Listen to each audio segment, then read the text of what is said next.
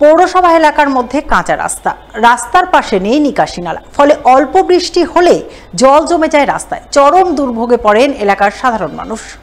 শনিবার এমনই দুর্ভোগের ছবি নজরে এলো পুরাতন মালদা পৌরসভার 19 নম্বর ওয়ার্ডের পালপাড়ার মণ্ডলপাড়া এলাকায়। এলাকাবাসীর অভিযোগ, তারা পুরাতন মালদা পৌরসভার এই এলাকায় দীর্ঘ 20 থেকে 25 বছর ধরে বসবাস করছেন, কিন্তু এখনও পর্যন্ত তাদের এলাকায় পাকা রাস্তা তৈরি হয়নি, নেই নিকাশি নালার ব্যবস্থাও, যার দরুন অল্প বৃষ্টি হলেই রাস্তায় জল জমে যায়, যেমনটা জমেছে এখন। তবে বর্ষাকালে এই সমস্যা আরও প্রকট হয়। রাস্তায় হাঁটু সমান জল জমে যায়, ওই সময় চলাচল করা দুষ্কর হয়ে পড়ে।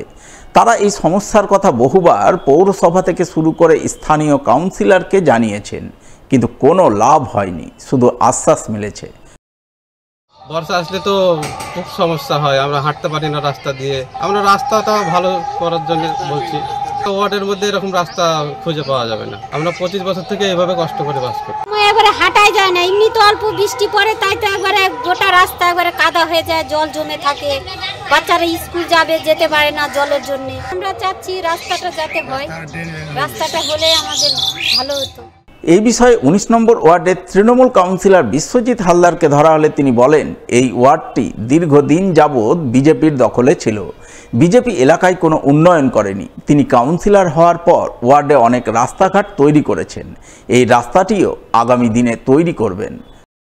এবং এই ওয়ার্ডটা দীর্ঘ 30 বছর ধরে বিজেপির কাউন্সিলররা ছিল, এখানে কোনো রকমভাবে কাজ করেনি, একদম টোটালটাই অনুন্নত। এটা পুরাতন মালদা পৌরসভার প্রত্যেক নাগরিকরাই জানে যে পুরাতন মালদা পৌরসভার 19 নম্বর ওয়ার্ডটা সব থেকে পিছিয়ে পড়া। এবং বিগত 2.5 বছর হলো আমার কাউন্সিলর হওয়া। এই 2.5 বছরের মধ্যে আমি প্রায় 5 কিলোমিটার রাস্তা ঢালাই রাস্তা করে দিয়েছি, এবং অলরেডি এই রাস্তাটার এস্টিমেট এবং ভেটিং হয়ে গেছে।